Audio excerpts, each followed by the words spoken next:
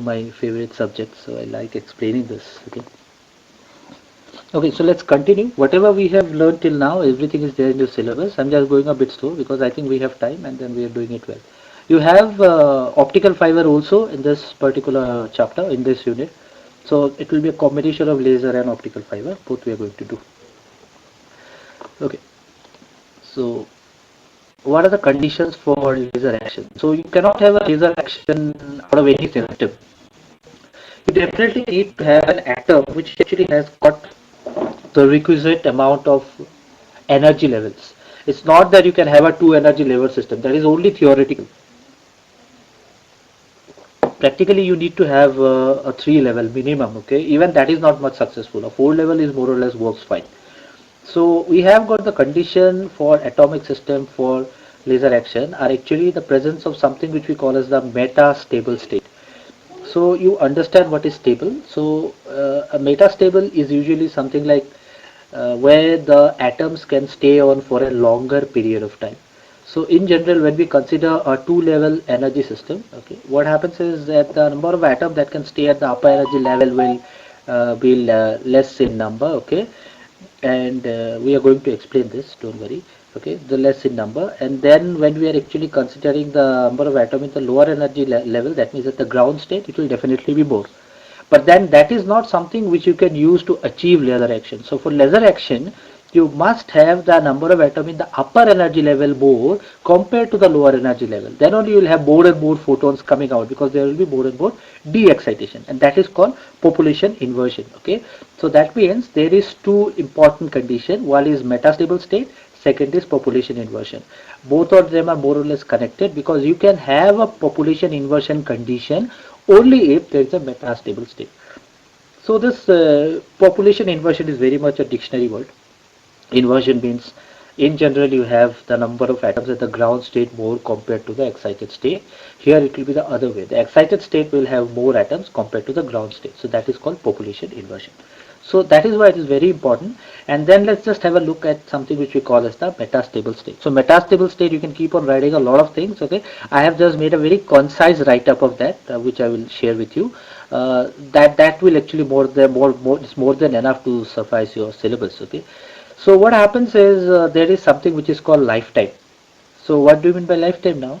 Lifetime means that how much time the atom can stay in this particular energy level. Now typically if you consider, okay, it can be measured, okay, it can be actually measured by the time we have got instrument which can measure this range. 10 to the power minus 8. I'm just using the yellow marker, I think it's okay. So here the lifetime, which is the normal energy level, E1, E3, and E1 is the ground state. But when we consider something as a metastable state, the lifetime is more. So you see this will be in the order of 10 to the power minus 2. Some books do mention 10 to the power minus 3 also. It's perfectly fine. Minus 2 or minus 3. Okay. So you see the atom that can stay in energy level 2 will be greater compared to the atom that can stay in energy level 3. Energy level 3 immediately it will radiate. Okay. So what happens is after E2 there is an energy E3 there is an energy level E2.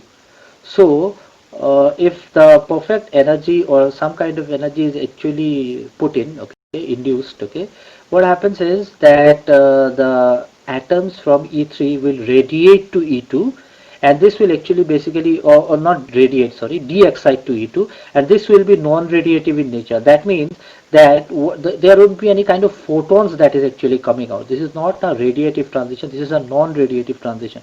That means there is not enough energy so that you can actually have a photon coming out of it. Some energy, actually you might ask that, okay, since E2 is lesser than E3 and energy is coming from upper energy level to lower energy level, what happens to the remaining energy? It is there, it might dissipate within the system itself. There won't be any kind of photons which is coming out, because what happens is the photons will actually need a greater energy difference so that it can come out. That greater energy difference exists between E2 and E1. So theoretically, when you actually draw a picture, the distance between the excited state and the metastable state is always lesser compared to the ground state and the metastable state, because this will actually have greater energy. So greater the gap, greater the energy. This is called metastable state. The point to take here is that the metastable state is having a lifetime of 10 to the power minus 2 seconds, When we consider an excited state, it has got a lifetime of 10 to the power minus 8 seconds. So by the time the next next atom goes into the excited state, the first photon already comes down.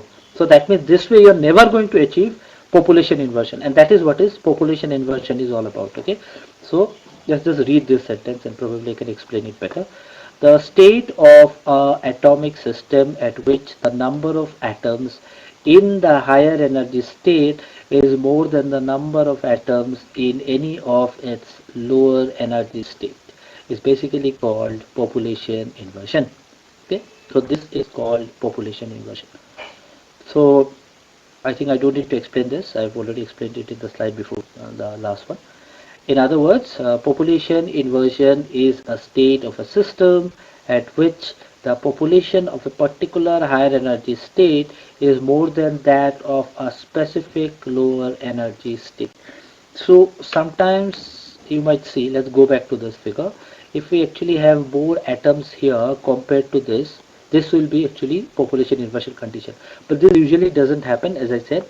By the time the next atom goes up, the last atom comes down. So it is more or less not going to happen. You'll always have E1 having more atoms compared to E3, or N1 is greater than N3. But when we consider this, the atoms which are here first de-excites to this energy state without giving out any kind of radiation, and then one goes here, and then at that time another comes in and another comes in, and then finally all of them can come down if we actually allow a photon to pass through of equivalent energy, and then we can actually have finally the laser, okay, which is actually a radiative transition. So in this case we have a population inversion between the energy state E2 and E3, sorry, E1. So this is what is population inversion is all about. So I've told you this in very short, okay, but there are a lot of things. I have included a lot of factors there, okay. So when we actually have two energy states, let's say E1 and E2, okay, and then the population of the first state is N1 and the population of the second state is N2, okay. So I think you'll at least appreciate that I'm presenting this after typing a lot of things, okay. So I have to type a lot of things. I just thought, okay, let me type. Every time I'm writing it, I'll just type it out. So we have got two energy states E1 and E2 with the population N1 and N2. This is a simple factor. And then if E2 is greater than E1, that means the energy of the upper energy state will be greater than the lower energy state. Please remember, we are not talking about population inversion here. We are just writing down a normal exponential equation which is called the Boltzmann factor. Okay, we have the Boltzmann constant there, so we are using it. It's called the Boltzmann factor.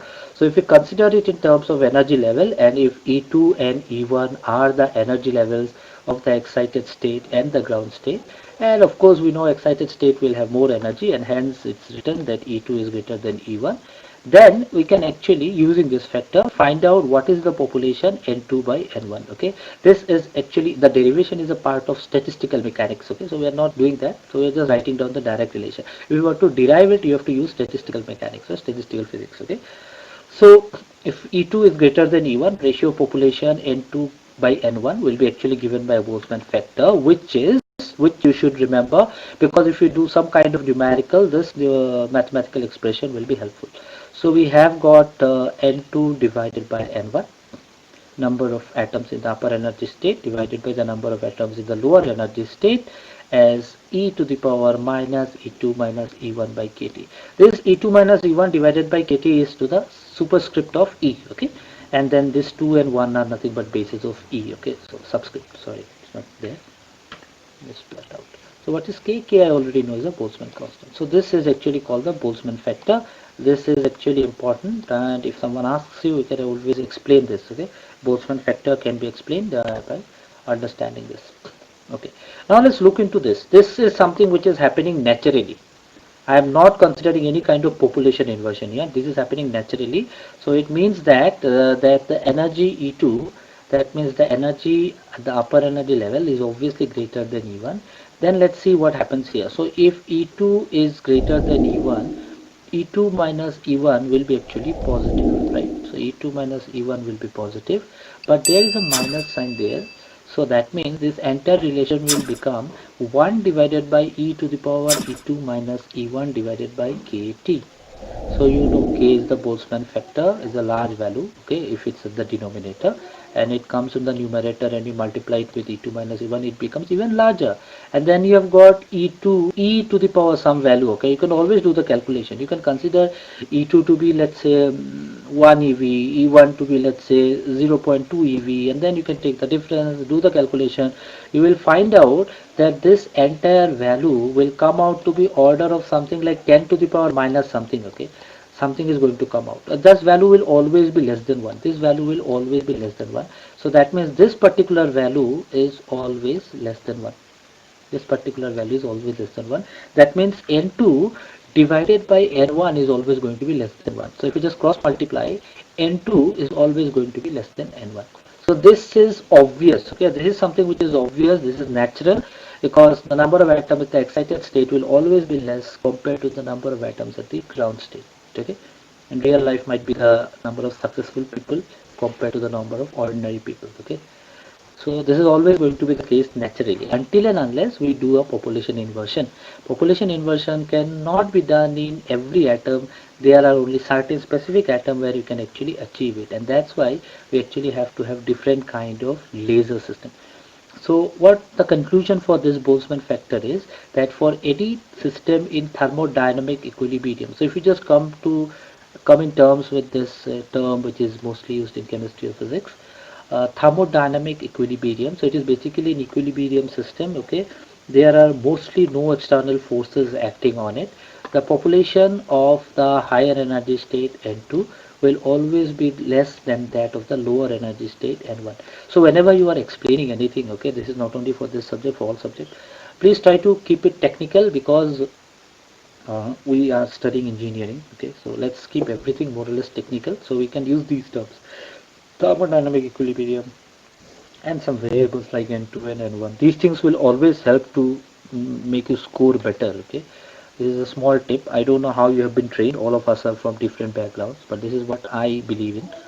So if we actually can have a system where N2 is greater than N1. Now I want to have a system where N2 is greater than N1. That means the number of atom in the upper energy level is greater than the number of atom in the lower energy level.